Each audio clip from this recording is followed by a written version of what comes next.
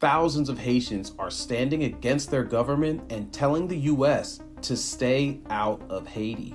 Non aux Canadiens, non aux Américains. Vous êtes des monstres, vous n'avez pas de solution. C'est vous le chaos, c'est vous les crimes de gangstérisation qui a armé nos frères de les quartiers défavorisés. On October 7th, Haitian Prime Minister Ariel Henry called for foreign intervention to fight gang violence. However, there's more to this story than the Prime Minister is letting on. Haitians have been protesting for months over inflation, food prices, and water shortages. But in September, Henry announced a plan to cut fuel subsidies that doubled the price of fuel on the island, which caused protests to escalate. One group even began blocking deliveries from Haiti's main fuel port in protest of the plan. Clearing this blockade is one of the main reasons for requesting foreign troops enter the country. Quand c'est vous-même qui posez, qui mettez problème yo, maintenant, vous finissez poser problème dans les coins et les recoins du pays, pendant que vous avez gangsterisé le pays, vous avez massacré les gens, vous avez dilapidé les gens, vous avez dilapidé caisse l'État, vous avez crasé le système des trois pouvoirs comme législatif, judiciaire et exécutif. Maintenant, même vous même encore pensez que c'est vous-même encore qui solution, hein? Vous allez écrire un pays impérialiste, côté nous te calé, nous te dit jamais, Dessalines dit jamais plus que jamais, nous pas tourner dans sa nouvelle domination, et je dis on mande pour y venir. Et comme c'est eux-mêmes qui solution. Et cependant, le sous-développement est le produit du capitalisme féroce. Many Haitians see Henry as an illegitimate leader and have been calling for him to resign. In Haiti, the prime minister is appointed by the president. Former President Jovenel Moïse was fighting to stay in power when he appointed Henry. Days later, Moïse was assassinated. Since then, Henry, with the backing of the US and other foreign powers, has led Haiti with no interim president beside him. The US and Mexico are planning a UN resolution to authorize an international security mission that would allow foreign forces into Haiti. If forces are allowed to enter, this will be at least the fourth time Haiti is subject to foreign intervention. The US occupied Haiti between 1915 and 1934 and returned from 1994 to 2000. In 2004, the US came back again, followed by UN peacekeepers after the ousting of Haiti's president at the time. The UN mission stayed in Haiti until 2017 and has since faced numerous sexual misconduct allegations. Peacekeepers allegedly fathered and abandoned hundreds of children. Some mothers were as young as 11. Peacekeepers also introduced cholera disease to the island, causing a crisis that killed around 10,000 people. A statement that has probably been true every year for the last 200 years. Haiti is in some difficulties, and their helpful neighbors, the United States, is promising to send some military help over there to secure their democracy. But everybody isn't exactly happy about that, because it wouldn't be the first time the US did it. In 1915, the United States invaded Haiti to help share some freedom, and for the 19 years of their occupation, 15,000 Haitians were killed, and some of the lasting legacies of their freedom that they brought would have been the fact that the first thing they did was take all of the Haitian wealth reserves and carry them over to the US for safekeeping, and then they rewrote the constitution to allow for foreigners to own land there, really strengthening that democracy. The United Nations also wants to help, but at least they have some shame in admitting that their last peacekeeping mission wasn't that successful. They went in to keep the peace and left a cholera outbreak and a lot of single mothers, many of them being underage. So many of the thinking people now are saying that what is really needed is a Haitian solution. People from inside that population must be the ones to solve their issues. But the problem with that is the Haitian Prime Minister, who was elected legally by other Haitians, is the one who's asking for the foreign assistance. So which Haitian solution would be the right one? They're having a problem right now with armed gangs, but Haiti has a long history and legacy of armed gangs being freedom fighters of some sort. I'm sure during the Haitian Revolution, the French would have considered those rebellious slaves to be an armed gang, and during the US occupation, the people that fought them all the way, they considered them too armed gangs. So now that many Haitians consider their current prime minister to be pretty corrupt of a figure, being named in the assassination of their last president, what do you think would happen if the international community sends in military on his side?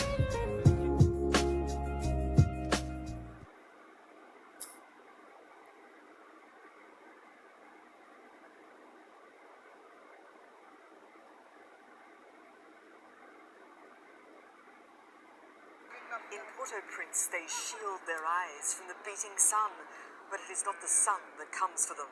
Gladys holds up her hands, demonstrating what she had to do to save her life. This but one corner of the capital, but its crowded yard tells of a nation's turmoil. An outpouring of anger, frustration, fear. Almost half Haiti's population of 11 million people faces acute hunger. We haven't eaten since yesterday. We have nothing to drink. We are suffering. Even our voice is gone. Louis's wife and a child killed. Others made quiet by their loss. 96,000 people displaced by gangs in the capital alone. These people have been displaced not once, but twice. First they fled gang violence in Cité du Soleil, perhaps the most dangerous part of Port-au-Prince. They fled to a square opposite the airport, and then what happened is the authorities chased them out. So they came here to the city authorities, hoping to get something. What they get is a piece of paper. Some jostle with their papers, angry neither food nor shelter has been forthcoming. Others hand me this single document which attests that somewhere they did belong before the gang struck. They started shooting. We had to jump in the ravine. There was a lot of us. We had to run and hide, lay down, and wait for the right time to come out so we could leave. Then they walked to the capital's Hugo Chavez Square. 3,000 displaced residents from the neighborhood of Cité Soleil, where the United Nations assesses 19,000 people face catastrophic hunger. They camped on the square's concrete. I don't know when was the last time I had a proper meal, because we've been living at the camp, sleeping on the ground. At night, it's freezing cold. When it rained on us. That was until authorities surrounded the square with a brand new fence and tossed them out in a matter of hours.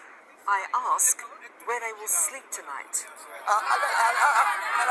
In the street. We have nowhere to go to sleep. The local administrator says the numbers seeking aid here have swelled because locals who aren't from Cité du Soleil saw an opportunity for a handout. A young man's stare provides evidence of its own. In this city, where up to 200 gangs are fighting for territory, leaving displaced citizens with nothing more than a scrap of paper to call their own. Proulouan, Al Jazeera, Port-au-Prince.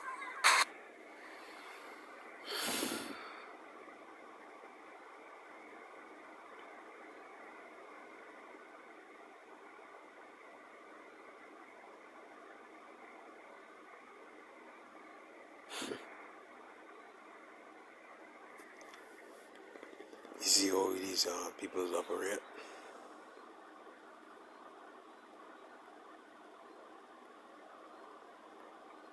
Who puts people in power?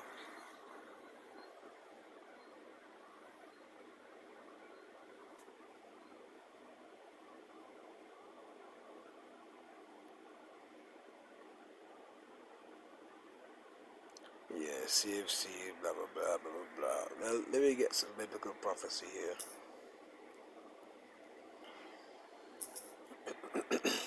All praise, honor, and glory to the Heavenly Father and His only begotten Son, Yahweh, Bahasham, Yahweh Shai, Bahasham, Baha, Khwadash. And double honor the mighty Jews, the apostles, the elders, and the bishops of Great Millstone, who watch over our souls. Shalom to the Akim who write that are sincere and serious doing the will of Yahweh, Bahasham, Yahweh Shai, Bahasham, Baha, Khwadash. 2 Peter chapter 1 verse 1 and 2 to you all. Job 9:24. The earth is given into the hand of the wicked. He covereth the faces of the judges thereof, if not rare. And who is he? So the earth is given into the hand of the wicked. Who is the wicked? Malachi 1. The burden of the word of Yahweh to Israel by Malachi. I have loved you, saith the Lord. Yet ye say, wherein hast thou loved us? Was not Esau Jacob's brother, saith the Lord? Yet I loved Jacob, And I hated Esau and hated mountains and its heritage ways for the dragons of the wilderness. Whereas Edom saith, we are impoverished, but we will return and build the desolate places. Thus saith the Lord of hosts, they shall build, but I will throw down, and they shall call them the border of wickedness, and the people against whom the Lord hath indignation forever. So Esau, Edom is the border of wickedness. They are the wicked. Hence why you are seeing hunger, starvation, riots, you name it, economic turmoil, etc. Right? They form coups and they take over cities, man. Put puppet leaders in there. And there's the situation with Haiti. And basically all over the world. See?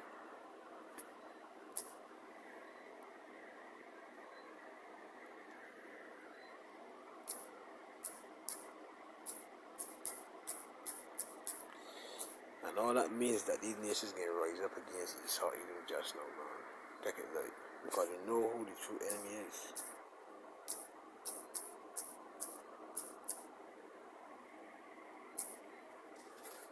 People can rise up, but that's a prophecy too.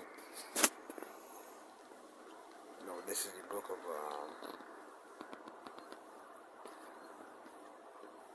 Revelation 6 verse 8. And I looked, and behold a pale horse, and his name that sat on him was Death, and hell followed with him. And power was given unto them over the fourth part of the earth to kill with sword, and with hunger, and with death, and with the beasts of the earth. So this writer, what he's bringing forth is death worldwide.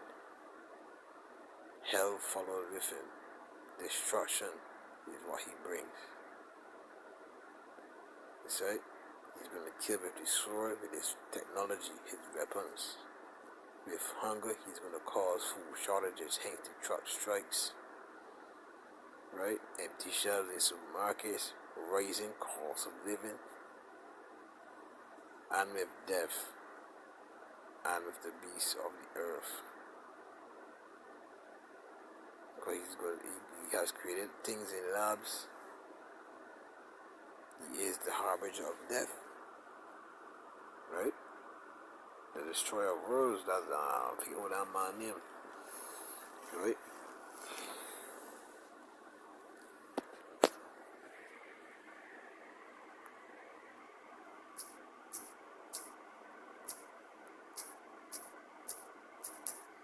Get this last precept here.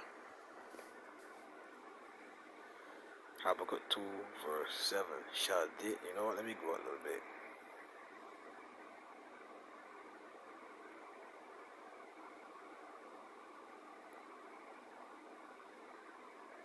Habakkuk 2 verse 5. Yet also because he transgresseth by wine, meaning his philosophy, right? The philosophy he brings causes you to go against what you think is right, or ultimately causes you to go against the Heavenly Father and His Son, right? Hence why you're seeing, to be a pilot, you gotta learn what? English. You want the money, you gotta conform to their rules. Hence Barbados. IMF, we on the IMF program. So hence why a lot of things changing. The morals of these people have changed. Transgenders, homosexuality, just to name a few. Yet also because he transgresseth by wine, he is a proud man, neither keepeth at home, who enlargeth his desire as hell, and is as death. We just read it in Revelation 6, and cannot be satisfied, but gathereth unto him all nations, and heapeth unto him all people. Revelation 17 tells you that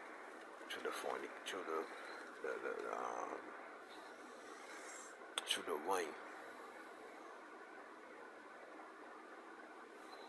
Shall not all these take up a parable against him, and a taunting proverb against him, and say, Woe to him that increaseth that which is not his, how long?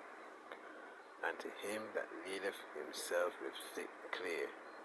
The word clay here means debt. So the whole world is in debt under Esau, Edom's regime. Hence why countries really making ends meet.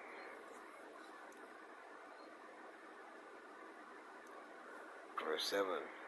Shall there not rise up suddenly that shall bite thee, and a weight that shall vex thee, and thou shalt be for booties under them? So the tide can turn. The tide is going to turn. Verse 8. Because thou hast spoiled many nations. Look at that word spoil, man.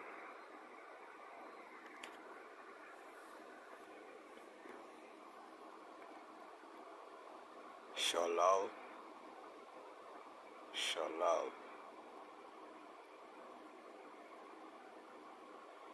To plunder, let fall, make self a prayer of purpose.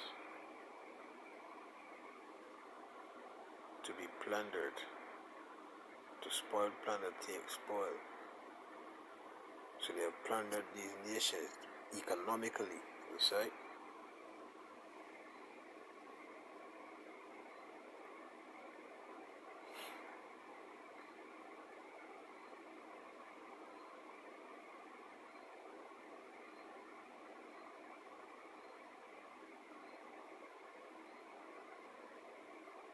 Right, because the earlier verse mentions clear, right? Debt. So they've spoiled many nations. All the remnant of the people shall spoil thee.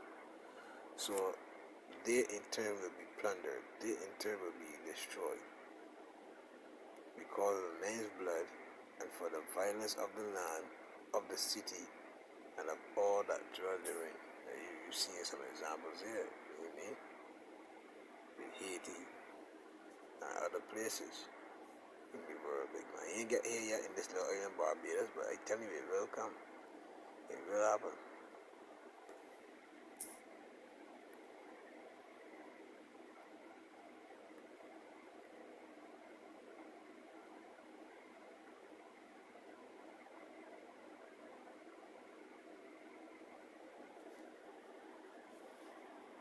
Last precept.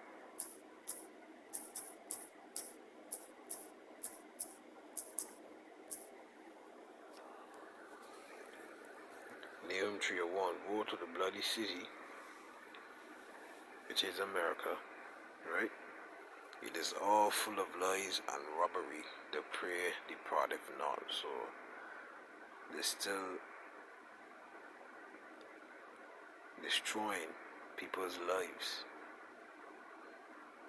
right?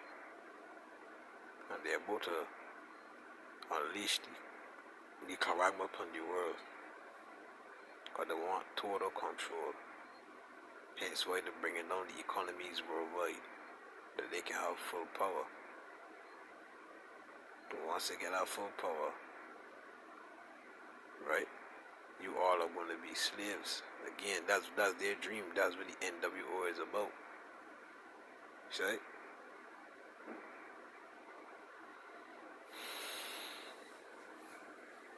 Shalom.